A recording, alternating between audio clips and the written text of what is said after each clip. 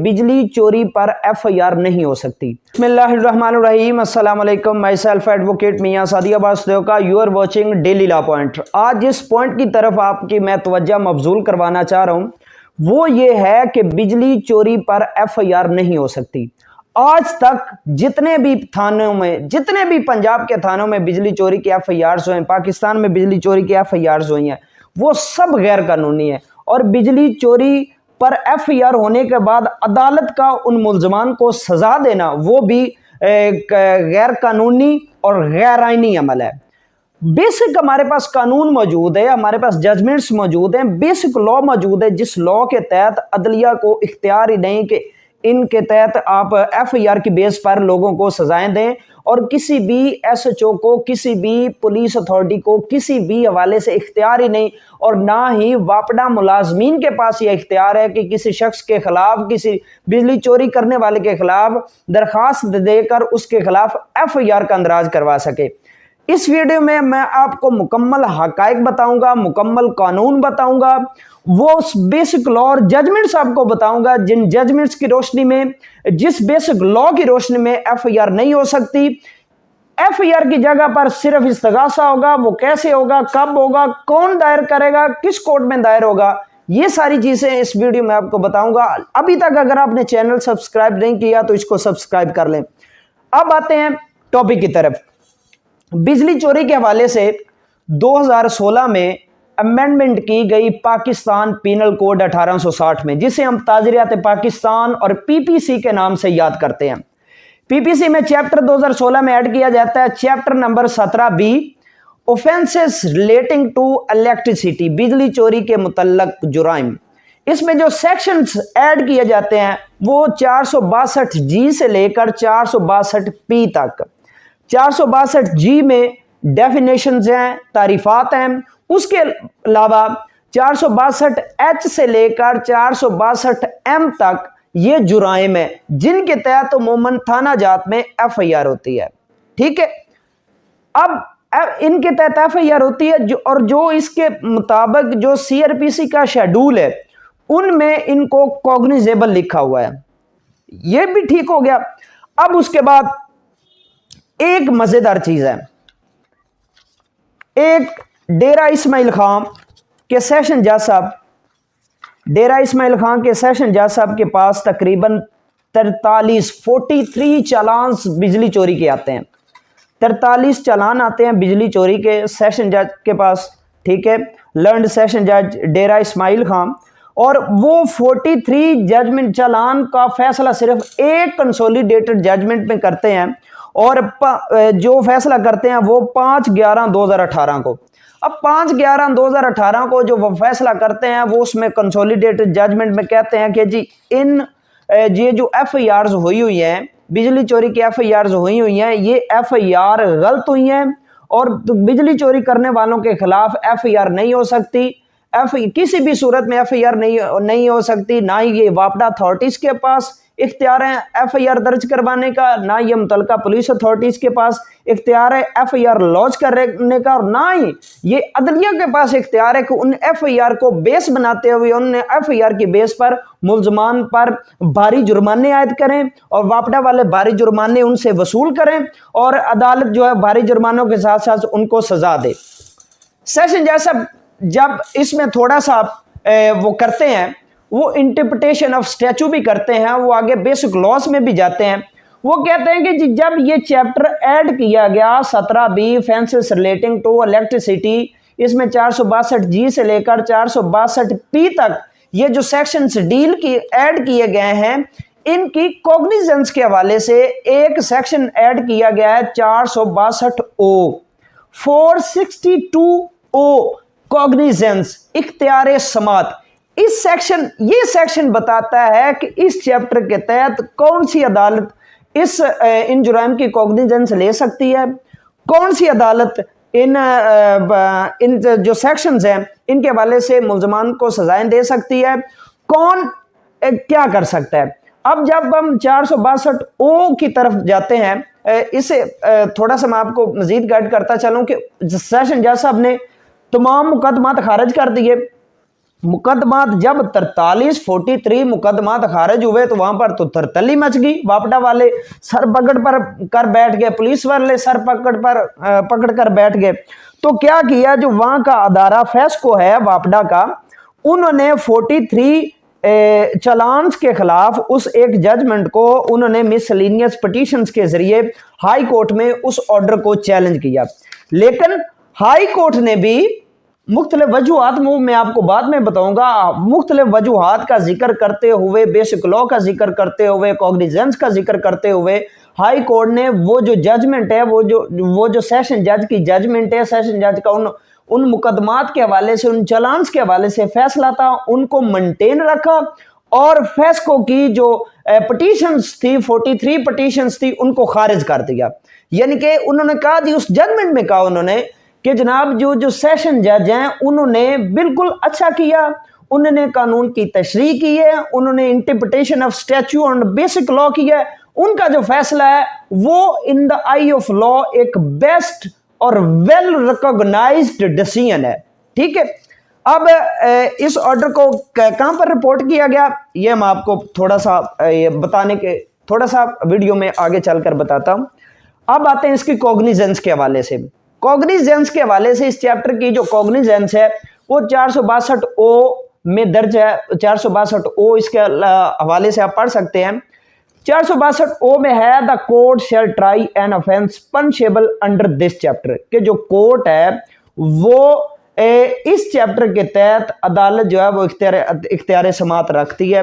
कैसे, अब उसकी जो सब सेक्शन 2 है 462 ओ का, वो कहता है, not with standing anything contained in the code of CRPC 1898 और any other law for the time being in force, the court shall not, यहां पर शैल का वर्ड आ गया, नॉट का आ गया, इट मीन्स कि ये मैंडेटरी प्रोविजन है। शैल के बाद शैल नॉट टेक कॉग्निजेंस, कि जो अदालत है वो इख्तियार समात नहीं ले सकती, वो कॉग्निजेंस नहीं ले सकती of an offence under this chapter, इस चैप्टर के तहत अदालत जो है वो इख्तियार समात नहीं रखती। कब रखेगी, एक्सेप्ट मास वाइज के। अब सिर्फ एक कंडीशन है, जब इस चैप्टर के तहत जो इख्तियार समात होगी वो क्या है, accept on a complaint made, यहां पर वर्ड है कंप्लेंट, कंप्लेंट मीन इस्तगासा। ठीक है, accept on a complaint made with reasons to be recorded in writing along with full of particulars of the offense committed under this chapter, कि इस chapter के तहत जो जुर्म हुआ है उसके फुल पर्टिकुलर्स, जुर्म कैसे हुआ, कब हुआ, क्यों हुआ, फुल रीजंस।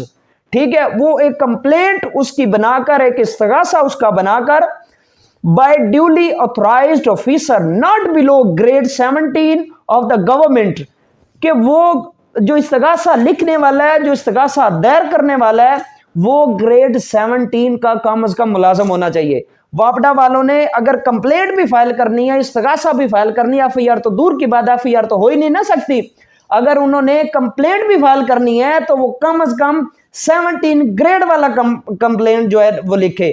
17 से नीचे का कोई भी मुलाजम जो है वो किसी के खिलाफ कंप्लेंट फाइल नहीं कर सकता, FIR तो दूर की बात, FIR तो हो ही नहीं ना सकती। ऑफ द गवर्नमेंट और the distribution company as a case में भी, कि ग्रेड 17 से कम का कोई ऑफिसर जो है वापडा का होगा, दूसरा डिस्ट्रीब्यूशन कंपनी का होगा, कोई भी जो इस चैप्टर के तहत अगर वो इस्तगासा करना चाहता है तो वो भी 17 ग्रेड से कम का नहीं होगा। इस सेक्शन में क्या है, पहली बात कि अदालत जो है वो डायरेक्ट कॉग्निजेंस नहीं ले सकती।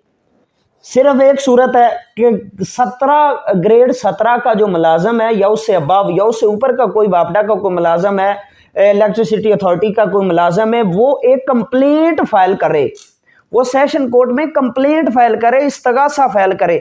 अब इस्तगासा फाइल करेगा, वहां पर कर्सरी स्टेटमेंट्स यानी कि सरसरी बयानात होंगे, उसके बाद अदालत यह फैसला करेगी कि जुर्म बनता है या नहीं बनता। अगर वो इस्तगासा एडमिट होता है तो फिर वो मुल्जम को नोटिस करेगी, मुल्जम को अदालत में बुलाएगी। लेकिन अगर ये इस्तगासा नहीं फाइल कर सकते तो FIR तो हो ही नहीं ना सकती। अगर ये इस्तगासा इस तरह नहीं फाइल करते, आके अदालतों में एविडेंसेस नहीं देते, तो मुल्जम के खिलाफ कुछ भी नहीं हो सकता। ठीक है, अब आते हैं उस जजमेंट की तरफ। उस जजमेंट्स में जो पेस्को का वकील था, ये थोड़े से मैं इसको कंटेंट्स आपको बताता चलूं कि ये पेशावर डेरा इस्माइल खान बेंच की ये जजमेंट है और इसे डिसाइड किया सैयद मोहम्मद अतीक शाह जस्टिस साहब ने। PESCO through chief executive officer petitioner थे versus the state and 43 others respondents, यानी कि 43 चलान्स के खिलाफ ये जो है पटिशन, ये जो रिट है, ये जो पटिशन है, ये फाइल की गई थी।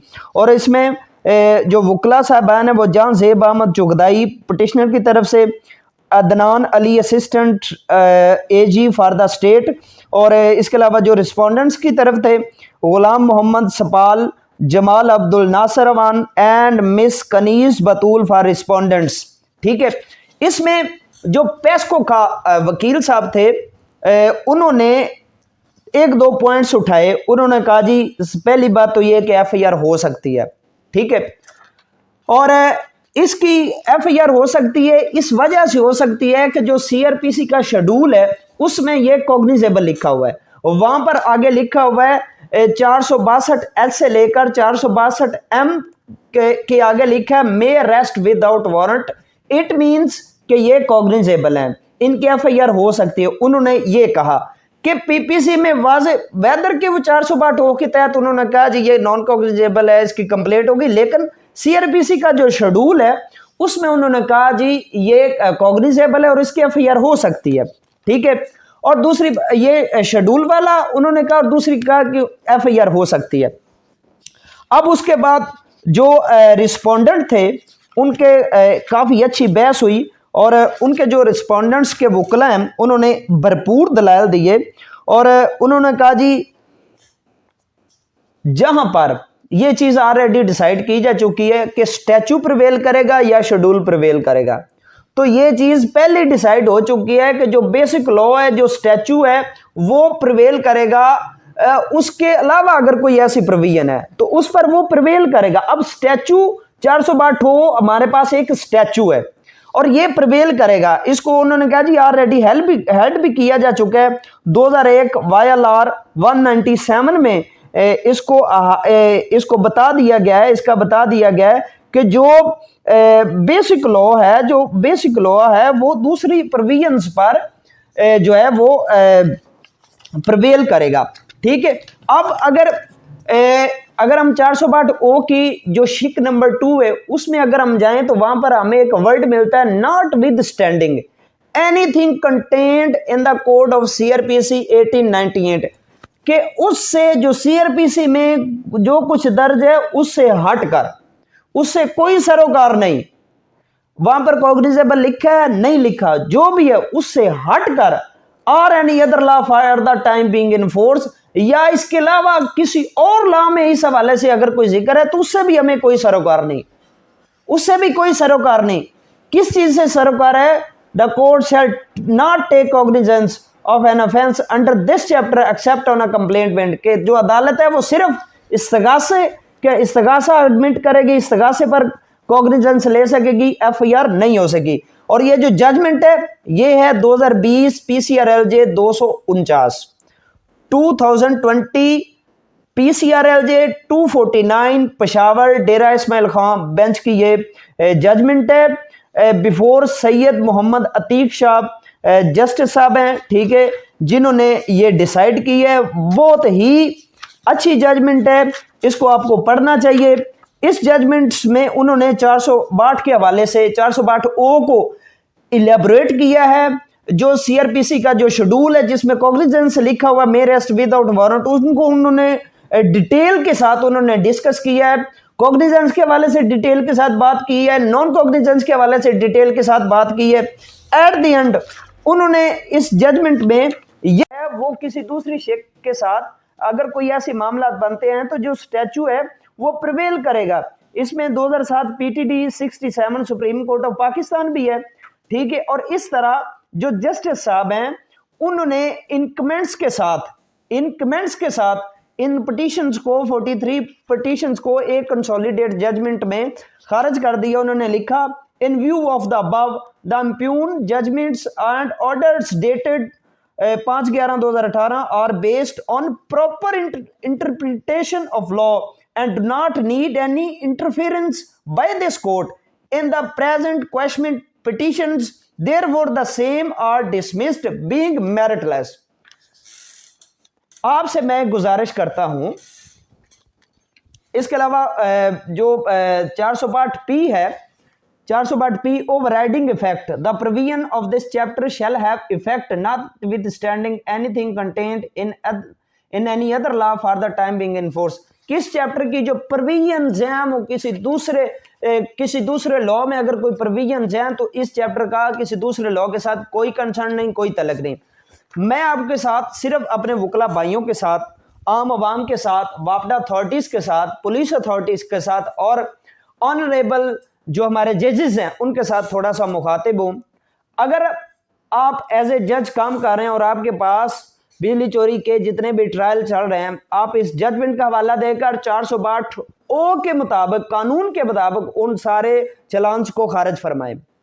अगर कोई मेरे वकील भाई का किसी अदालत में कोई केस चल रहा है तो मेरा भाई वकील जो है वो एक एप्लीकेशन लिखे, ठीक है, एप्लीकेशन लिखने के बाद जज साहब के पास पेश हो, उनमें ये ग्राउंड्स मेंशन करे कि ये जनाब ये केस बनता ही नहीं है, मेरिटलेस है, ये बेसलेस है, इसकी कोई वजह नहीं है, इन्होंने इस्तगासा करना था, ये इस्तगासा करें, FIR हो ही नहीं सकती 462O, या फिर ऐसा करें कि 462O को रिपील करवाएं।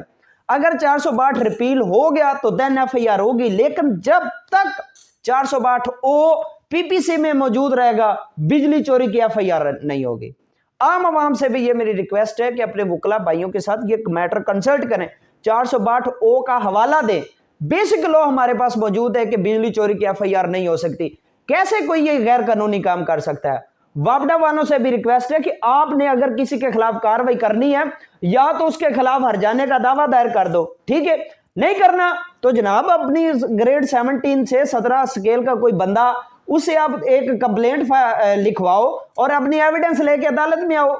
जैसे आम इस्तगासे चलते हैं उनका प्रोसीजर सेक्शन 200 में CRPC में वाज़ेह तौर पर मौजूद है, उन सेक्शन के मुताबिक उनकी कार्रवाई होगी, इस्तगासा दायर होगा, उस पर बयानात होंगे, कर्सरी स्टेटमेंट्स जिसे हम सरसरी बयानात कहते हैं वो होंगे, उसके बाद डॉक्यूमेंट्री एविडेंस होगी, उसके बाद अदालत देखेगी कि ये मुकदमा बनता है या नहीं बनता। अगर बनता होगा तो वो मुलजम को तलब कर लेगी, मुलजम मुचलका देके अदालत में पेश हो जाएगा, उस पर अगर ट्रायल चल जाएगा, ट्रायल में ये चीजें साबित होंगी कि जनाब ये केस बनता है या नहीं बनता। इन चीजों का नाजायज फायदा उठाया गया, बिल्कुल नाजायज फायदा उठाया गया, हर हवाले से नाजायज फायदा उठाया गया। वापडा वाले क्या कहते हैं, मैं 3 से 4 ऐसी FIR देख चुका हूं जो बिल्कुल सिरे से आई, बिल्कुल झूठी हैं, लेकिन ये क्या करते हैं, जाते हैं अपनी मर्जी का, वो जी एक छोटी सी तार काटी और उस पर जनाब FIR दे दी। क्या मजाक है यार, आप जुल्म कर रहे हैं, खुदा का वास्ता आप होश के नाखल रहे हैं। वापडा वालों से मैं मुखातब हूँ, पुलिस वालों से मैं मुखातब हूँ कि कम से कम बेसिक लॉ तो पढ़ लें, कम से कम आपको पता तो होना चाहिए। और ऑनरेबल कोर्ट से मैं ये मेरी हाथ जोड़कर अपील है कि खुदारा पाकिस्तान की जो अवाम है उन पर जो इंसाफ है उसको प्रोवाइडनेस के हवाले से काम करें, बेसिक लॉ को देखें, जो काम कानून में बनता है उसको डट कर करें, जो कानून में नहीं बनता उसको बिल्कुल धड़े से आप खारिज कर दे, धड़े से आप इनकार कर दे, ठीक है। मजीद किसी वीडियो के लिए चैनल को सब्सक्राइब करें, लाइक करें, शेयर करें। इंशाल्लाह फिर किसी वीडियो में आपके साथ मुलाकात होगी, तब तक के लिए अल्लाह।